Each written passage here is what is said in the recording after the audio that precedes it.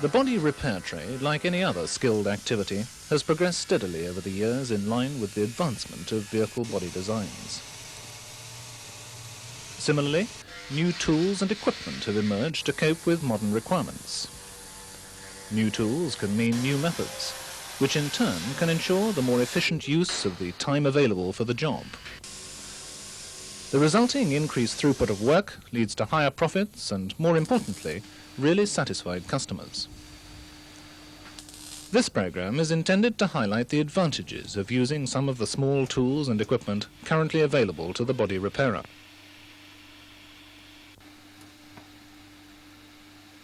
These advantages have become apparent as a result of the research work done at Thatcham.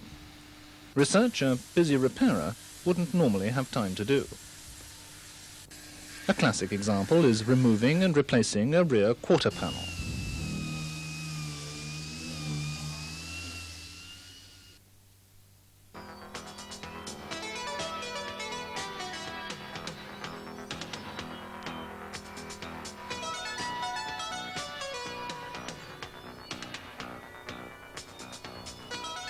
This is one way of removing a rear quarter panel.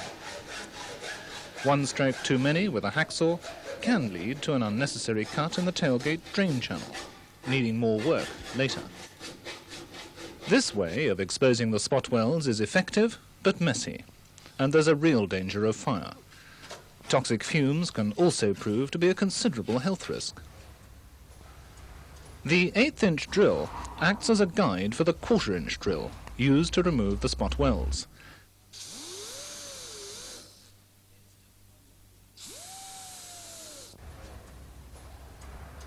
However, an ordinary 1/4" drill is difficult to control.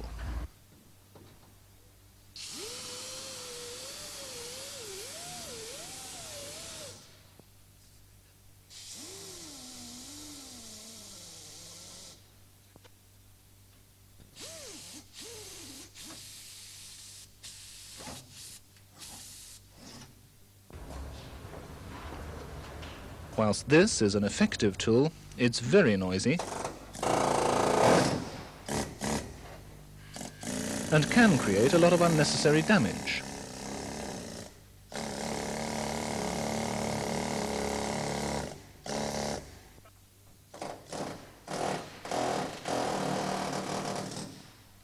The repairer should wear both hand and ear protection.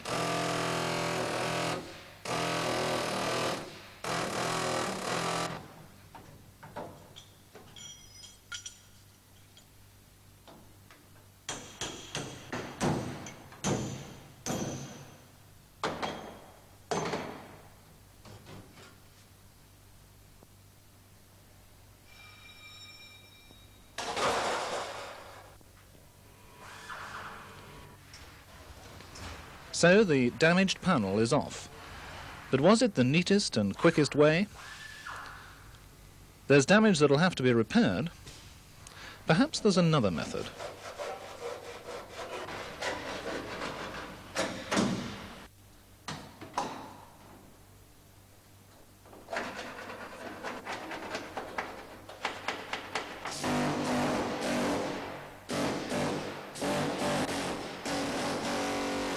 This time he removes the bulk of the panel before tackling the spot welds.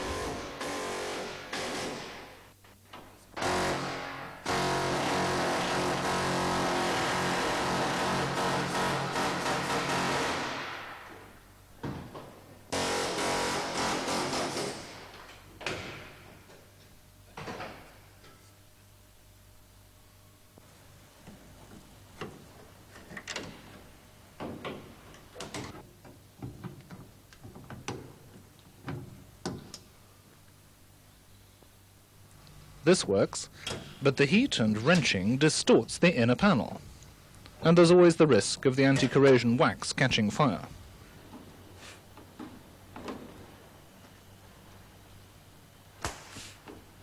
Both of these methods have left a lot to be done before the new panels can be fitted.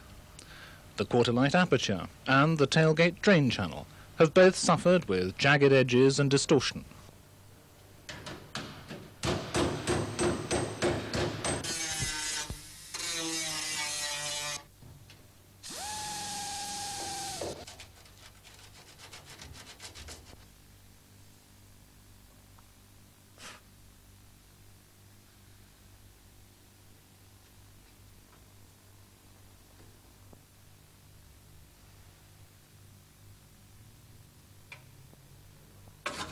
Now he's repaired the inner panel, he's not far off being able to offer up the new one.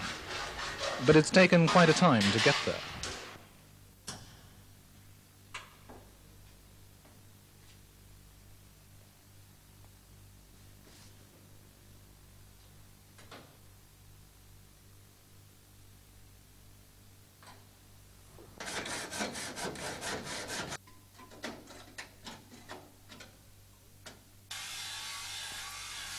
Because access is limited, holes are required for welding, or in this case, brazing through.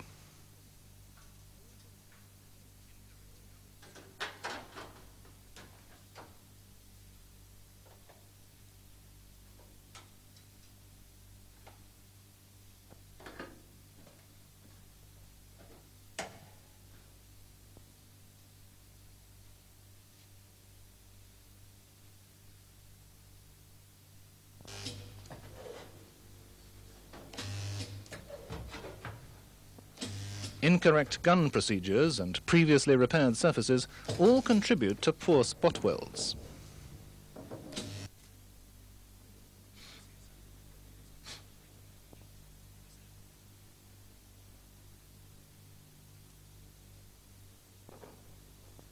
The oxyacetylene welding is causing a great deal of heat travel in this area.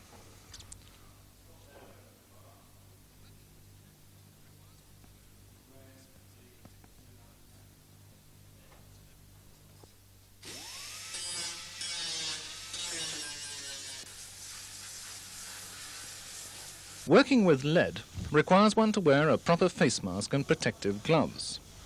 Lead is very poisonous. If he were to eat lunch with his hands in this state, he'd expose himself to further risk. And the sander is throwing fine lead particles into the air all around him. They're hard to see, but they're there. These matters are thoroughly covered in the Health and Safety Executive's approved code of practice. So that's this panel finished. But the painter wouldn't accept it with the distortions caused by the gas plug brazing. And these spot welds leave something to be desired.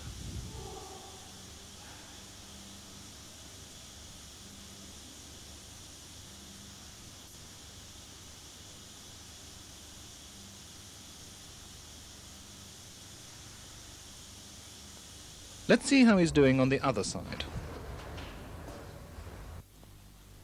Here he's edge welding around the quarter light and brazing the tailgate. As an alternative to lead, he's using body filler on this side. It's been a long job to this point, and there's still more to do on both sides. But how much extra effort has been needed, and how about the work still to be done by the painters? This one for sure has a weak point or two, and here's a perfect corrosion trap with that brazing. It's not that the work you've seen is all that bad. It's the methods, and in particular the tools that dictate those methods, which are open to question. It's for this reason that the Motor Insurance Repair Research Centre at Thatcham spends so much time appraising the different methods and techniques that can be adopted by repairers faced with the problem of replacing damaged panels. But there is a way you can set about a similar repair, and with a guarantee of success.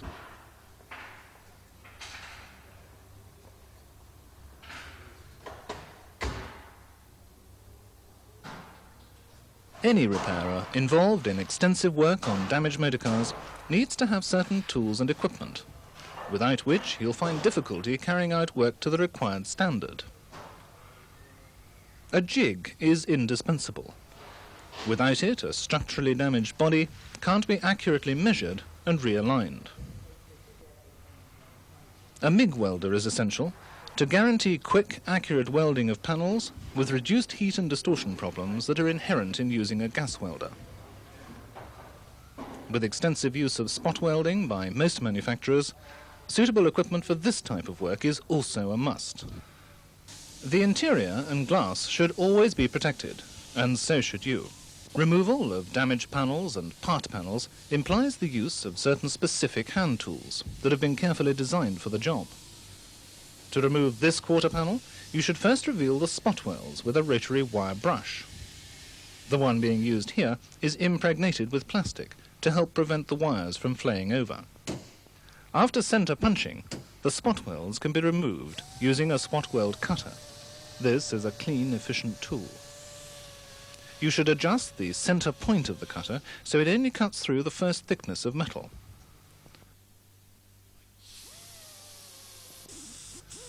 If using a cobalt cutter, there's no need for center punching or weld nugget removal. Likewise, this one, which drills to a preset depth, needs no center punching or nugget removal. The pillars can now be cut through. Using an air saw, a clean cut can be produced quickly. This is a very powerful tool, and it's particularly useful in confined spaces as the blade has a very short stroke. Make the cut so that an overlap is left to assist in fitting the new panel.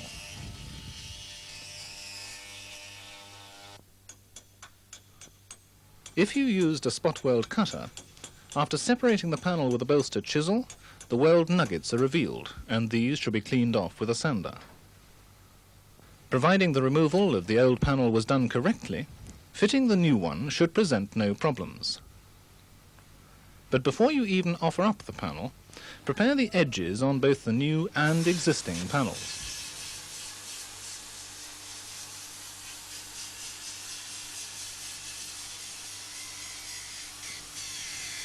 Start by using a disc sander to remove the coarser material and finish off with a rotary wire brush.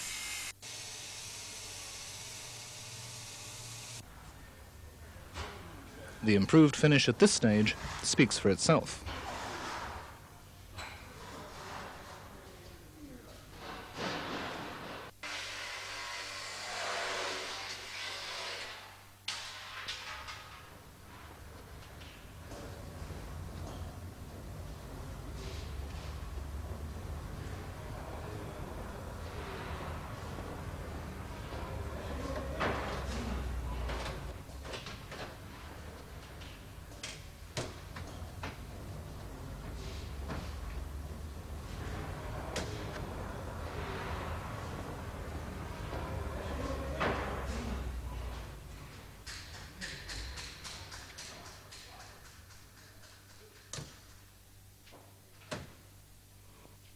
After checking the gaps are correct, cut through the new and existing panels, where welding is to take place at the pillars, using an air saw. By cutting through both surfaces together, a neat butt joint is assured.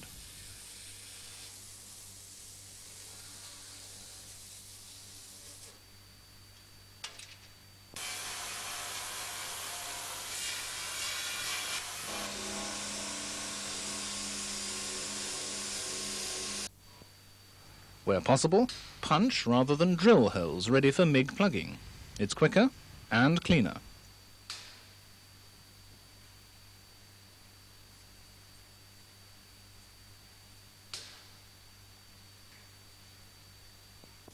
The prepared bare metal surfaces should be covered with a zinc-rich spot weld primer to prevent oxidization.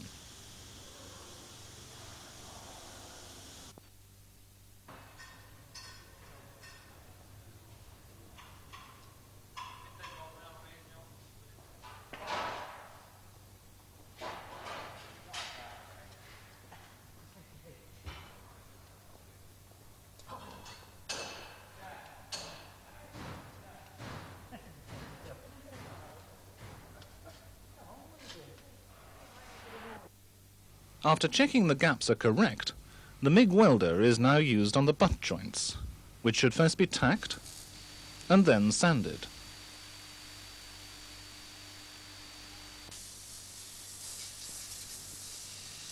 Continuous welding can now be done. There are many types of MIG welder on the market, including some with a pulse arc facility. One of the principal advantages of MIG welding over gas welding is the reduced heat travel, which minimizes the risk of distortion.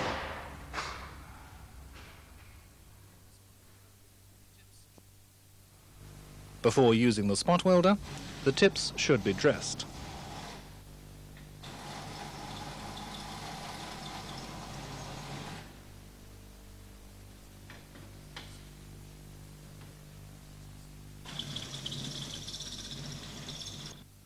After adjusting the arms and setting the machine, carry out a test weld. The pulled slug indicates a correct setting.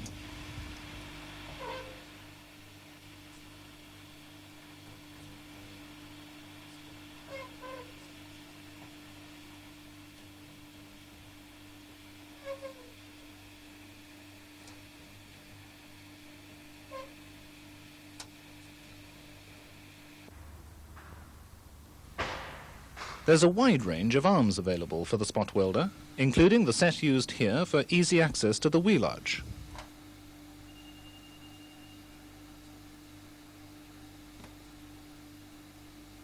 Where holes have been punched, MIG plugging is to be preferred, as there's no access for spot welding.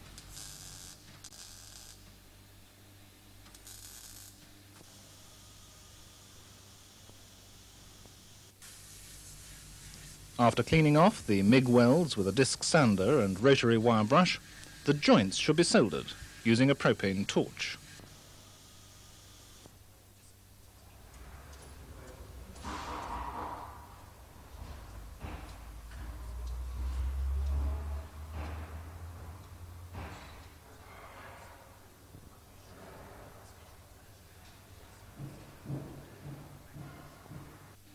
This torch dissipates its heat over a wide area compared to an oxyacetylene torch.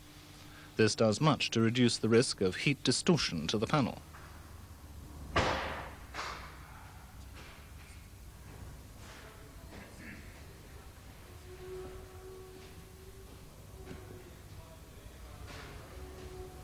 When tinning or soldering, be sure to wear the special fresh air-fed face mask.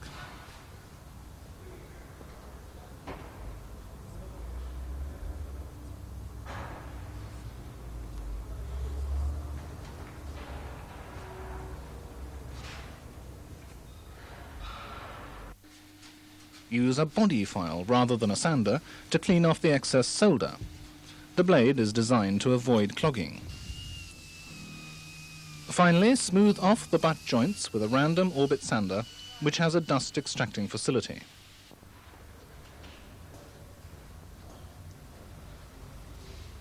Any painter will accept this job.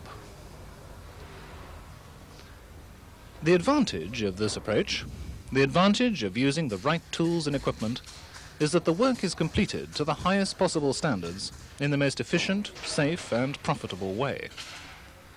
The tools and equipment, the working practices that have been shown in the second part of this video, are all recommendations that result from extensive work carried out by Thatcham.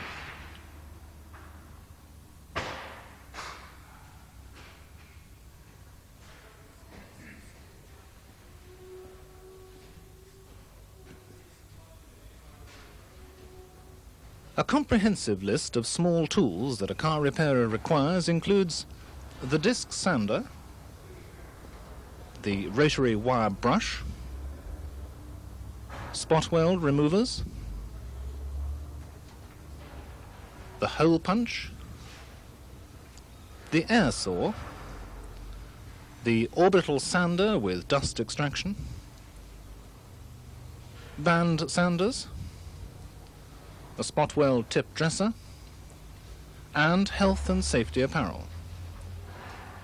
All these are fully detailed in the Thatcham Methods Manual and the accompanying equipment lists, which form a desirable foundation for any repairer's business.